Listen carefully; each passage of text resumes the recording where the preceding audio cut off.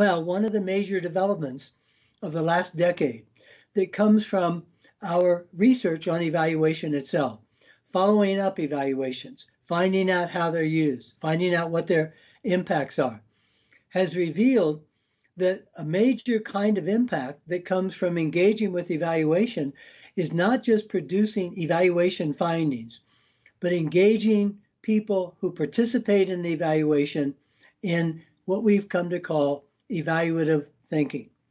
This means being able to think critically, being able to think creatively, being able to think inferentially, being able to interpret evidence and make sense of the evidence, being able to pose empirical and evaluative questions, being able to identify the values that are going to inform the interpretation of the data.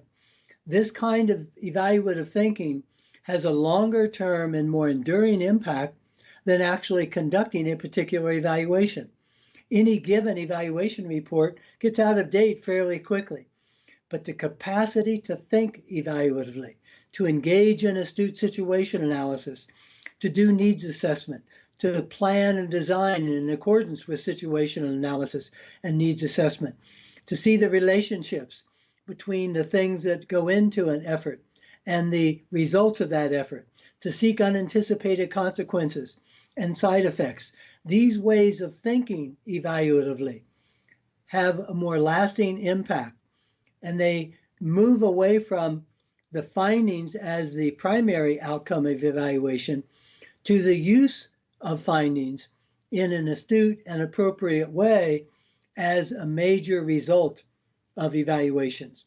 A problem has been that evaluations have been treated as a compliance activity, as the strings that come with the money, as mandates that come from regulations and policies, rather than something that's actually useful. And so in our work with leaders, in community participants, in program staff, the idea that evaluation as a way of thinking will help you not only improve your effectiveness in whatever it is that you're doing, but also improve your capacity to make good decisions in your own ordinary life.